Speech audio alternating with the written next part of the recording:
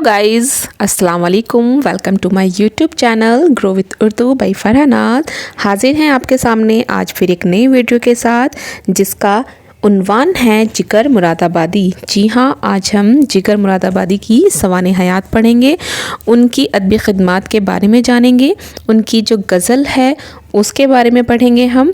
और मैं उम्मीद करती हूँ कि ये वीडियो आपको बहुत ही इंटरेस्टिंग लगेगी और आपके एग्ज़ाम के पॉइंट ऑफ व्यू से बहुत ही इम्पॉर्टेंट ये टॉपिक है। तो प्यारे साथियों, बहुत ध्यान से आपको वीडियो को देखना है और इसको समझना है। जिन साथियों ने अभी तक हमारे चैनल को सब्सक्राइब नहीं किया है वो हमारे चैनल को सब्सक्राइब कर लीजिएगा जल्दी से। वीडियो को लाइक कीजिए, शेयर कीजिए और बेल आइकन प्रेस करना बिल्कुल ना भूलिएगा, ताकि जब भी हम नई वीडियो बनाते हैं और अपलोड करें यूट्यूब पर तो आपको उसका नोटिफिकेशन मिल जाए और आपको हमारी वीडियो अवेलेबल हो जाए। चलिए अब ज़्यादा वक्त ज़ाया ना करते हुए जल्दी से वीडियो शुरू करते हैं। जिगर मुरादाबादी। जिगर मुरादाबादी के बुज़ुर्गों का वतन दिल्ली था। उनके मौरिस से आला मौलवी मोहम्मद समी, जो शाहजहाँ के उस्ताद थे, तुर्के वतन करके मुरादाबाद आ बसे थे। यहीं जिगर की पैदाइश हुई। असली नाम अली सिकंदर था। उनके वालिद मौलवी मोहम्मद अली नज़र भी साहिब दीवान शायर थे। जिगर की तालीम ज़्यादा नहीं थी, लेकिन शायरी का शौक़ लड़कपन से था। ठीक है ना। 13-14 साल की उम्र में शेर कहने लगे थे। इब्तिदा में अपने कलाम पर वाली से इस्लाह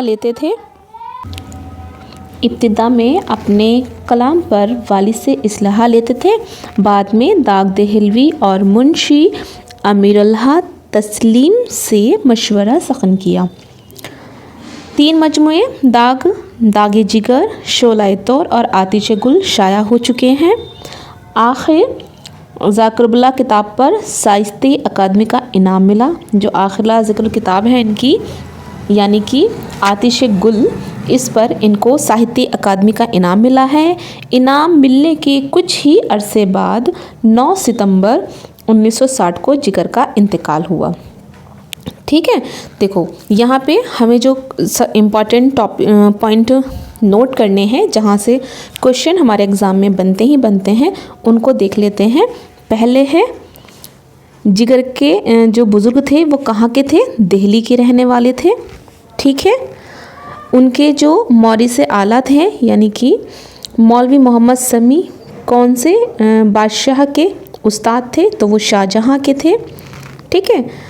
जिगर का असली नाम क्या था? तो जिगर का असली नाम था अली सिकंदर। कभी कभी इनके वालिद का भी नाम पूछ लिया जाता है, तो उनके वालिद मौलवी मोहम्मद अली नज़र, जो कि साहिब दीवान शायर रह चुके हैं। ठीक है। उसके बाद जो बहुत ही इम्पॉर्टेंट है वो हैं जिगर के उस्ताद कि उन्होंने किससे ली इस्लाह अपने कलाम के लिए? तो सबसे पहले तो अपने वालिद से ही इस्लाह ली थी इन्होंने। उसके बाद दाग देहलवी। ठीक है। दाग देहलवी के बाद कौन है? मुंशी अमीरुल्लाह तस्लीम से मशवरा करते थे। ठीक है। पैदा कहाँ हुए थे? मुरादाबाद में हुए। कब हुए? 1890 में हुए। इंतकाल कब हुआ? तो इंतकाल हुआ है इनका 9 सितंबर 1960 को। ठीक है। चलिए अब जिगर मुरादाबादी के बारे में आगे बढ़ते हैं। जिगर की शायरी में सरमस्ती और शरसारी की कैफियत है, जो उन्हें दूसरे हम असर शोरा से मुमताज़ करती है। हुस्न व इश्क व शराब व शबाब की मामलात व कैफियत को बड़े वाहिलाना अंदाज में बयान करते हैं। कैफियत व मस्ती का ये अंदाज़ मारुफत के मुज़ामैन पर भी नज़र आता है। ठीक है। रंगीन व पुरकैफ ख़यालात, सादगी, रवानी और तरन्नुम जिगर की शायरी की नुमायाँ ख़ुसूसियात हैं। ठीक है। तो अगर जिगर मुरादाबाद की जो कलाम है उसकी ख़ुसूसियात के बारे में जानें अगर हम, तो कौन कौन सी हैं? रंगीन व पुरकैफियत ख़यालात, सादगी, रवानी और तरन्नुम। ठीक है। अमूमन आम फ़हीम और सादा ज़बान इस्तेमाल करते हैं, मतलब ऐसी ज़बान का इस्तेमाल करते हैं जो आसानी से सभी को समझ में आ जाए। अक्सर वो अल्फाज की तकरार से भी काम लेते हैं जिससे कलाम में एक ख़ास लुत्फ़ पैदा हो जाता है। तो प्यारे साथियों, ये थी जिगर मुरादाबादी की सवानहयात, यानी उनकी ज़िंदगी के कुछ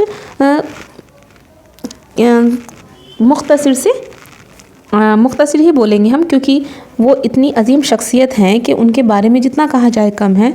तो ये छोटा सा ही हमने आपके सामने एक उनका ज़िंदगी का जो अहवाल था वो बयान किया है आपसे। चलिए अब हम जिगर मुरादाबाद की गज़ल के बारे में देखते हैं, गज़ल में उन्होंने क्या कहा है। ठीक है, मैं उम्मीद करती हूँ आपको बहुत मज़ा आने वाला है इनकी गज़ल की जो ये लाइनें हैं ना, बहुत ही मतलब दिल को छूने वाली लाइन्स हैं। आप ध्यान से सुनिएगा, बिल्कुल तवज्जो दीजिएगा। जहले ख़िर्द ने ये दिन दिखाए हैं, जहले ख़िर्द ने ये दिन दिखाए हैं, घट गए इंसान बढ़ गए साए, घट गए इंसान बढ़ गए साए, हाय वो क्यों कर दिल बहलाए, गम भी जिसको रास न आए। कैसा मिजाज और कैसी हकीकत, कैसा मिजाज और कैसी हकीकत, अपने ही जलवे अपने ही साए, झूठी है हर एक मुसर्रत, मुसर्रत बोलते हैं हंसी को, मुस्कान को, जो धीमी सी हंसती है ना, झूठी है हर एक मुसर्रत, रूह अगर तकसीम ना पाए। क्या बात है, देखिए कि वो हर खुशी झूठी है अगर आपके दिल को सुकून ना हो।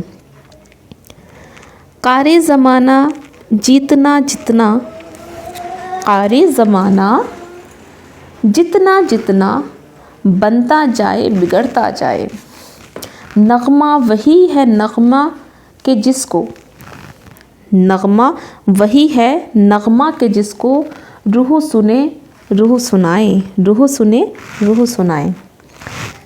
तो ये थी जिगर की गज़ल। अब हम इसकी तशरीह आपको बयान कर देते हैं, तब आपको और आसानी से समझ में आ जाएगी। जहले क़िर्द ने ये दिन दिखाए हैं, घट गए इंसान और बढ़ गए साए। इस बंद में जिगर साहब कहते हैं कि जहालत ने इंसान को ऐसे दिन दिखा दिए हैं कि इंसान तो घट गए हैं लेकिन उनके साए क्या हो गए हैं, बड़े हो गए हैं। हाय वो क्यों कर दिल बहलाए, गम भी जिसको रास ना आए। कि बताइए कि वो इंसान अपना दिल कैसे बहलाए और कहाँ जा कर के अपना दिल लगाए कि जिसको ज़िंदगी में गम भी क्या हो, फ़ायदा ना पहुँचाए, मतलब गम भी उसको सुकून ना दे पाए, उसको गम भी रास ना आए। ठीक है ना। कैसा मिजाज और कैसी हकीकत, मिजाज मुराद यहाँ अफसाने से है, झूठ से है। हकीकत का मतलब आप जानते ही हैं कि सच, कि कैसा मिजाज, कि क्या सच और क्या झूठ, सबके अपने ही जलवे हैं और अपने ही साए हैं, कि अपने ही दुनिया में सब मगन हैं, अपने आप में ही क्या है, गुम हैं। झूठी हर एक मुसर्रत, रूह अगर तकसीम ना पाए, कि इंसान की हर वो एक हंसी, हर एक वो खुशी झूठी है, बेकार है, बेसबब है, बेमकसद है, अगर उसकी रूह को सुकून नहीं मिलता है, ठीक है ना, उसको आराम नहीं मिलता है। कार ज़माना जितना जितना, कि दिन ज़माना जितना जितना बढ़ता जा रहा है, गुज़रता जा रहा है, बनता जाए बिगड़ता जाए, कि उतना ही वो बढ़ रहा है उतना ही वो बिगड़ रहा है। अब देखिए इस चीज़ को हम इस तरह से मिसाल दे सकते हैं कि आज के दौर के हम लोग हैं, ठीक है, हमें टेक्नोलॉजी की इतनी आदत हो चुकी है और हम मोबाइल के बिना, सोशल मीडिया के बिना हम ऐसा महसूस करते हैं अपने आप को जैसे हम अकेले हैं, है ना। लेकिन हमसे पहले जो लोग गुजर चुके हैं उनके ज़माने में तो ये सब चीज़ें नहीं थी, लेकिन फिर भी वो अपनी ज़िंदगी बहुत ही ऐशो आराम से, खुशियों से गुजार रहे थे, एक दूसरे के जज्बात को समझते थे, एक दूसरे से मिलते थे, है ना। अब देखिए जहाँ इस टेक्नोलॉजी ने हर चीज़ को आसान किया है ना, मिनटों में, सेकंडों में छोटी सी बात दूर तक पहुँच जाती। अब देखिए इसका एक एग्जाम्पल हम ये ले लेते हैं कि आप सभी लोग अपने घरों में बैठे हुए आराम से मेरी आवाज़ सुन रहे हैं, पढ़ रहे हैं, और मैं कहाँ हूँ ये आप जानते भी नहीं हैं, आप कहाँ हैं ये मैं नहीं जानती, कौन कहाँ किस दुनिया के किस कोने से, या मतलब इंडिया के किस कोने से आप मुझे सुन पा रहे हैं, ये बात मैं भी नहीं जानती हूँ, है ना। ये टेक्नोलॉजी ही तो है। तो इसके फ़ायदे भी हुए हैं, बिगाड़ इसलिए हुआ है कि एहसास थोड़े से कम हो चुके हैं, हमें चीज़ें आसानी से मिल जाती हैं तो हम उसके वैल्यू को नहीं समझ पाते हैं, उसकी अहमियत को नहीं समझ पाते हैं। ठीक है, चलिए ये मैंने एक व्यवहारिक तौर पर आपको एक एग्जाम्पल दिया है ताकि आप इस चीज़ को बहुत आसानी से समझ पाएँ, कम टू द पॉइंट। कारी ज़माना मतलब ज़माना जो है जितना जितना बदलता जा रहा है, बढ़ता जा रहा है, उसमें कुछ ना कुछ अच्छा भी हुआ है और बिगड़ा भी है। नगमा वही है, नगमा जिसको के नगमा वही है, नगमा यानी गाना या खुशी, मतलब वही है रूह सुने और रूह सुनाए। कि किसी भी चीज़ का मकसद तभी कामयाब होता है जब उसको सुनने वाला भी खुश हो और सुनाने वाला भी खुश हो, कि हम जिसको सुना रहे हैं वो हमारी बात को बखूबी समझ रहा है और सुन रहा है। तो प्यारे साथियों, मैंने अपनी तरफ से बहुत अच्छे से आपको ये गज़ल एक्सप्लेन करने की कोशिश की है और मैं उम्मीद करती हूँ कि आपको ये गज़ल अच्छे से समझ में आ भी गई होगी और आपको वीडियो बहुत अच्छी लगी होगी, ऐसी मेरी उम्मीद है। तो कमेंट करके मुझे ज़रूर बताएं कि आपको ये टॉपिक कैसा लगा है। इंशाल्लाह जल्द मिलेंगे अगली वीडियो के साथ। तब तक अपना ख्याल रखें, खुश रहें, आबाद रहें। टेक केयर, अल्लाह हाफ़िज़।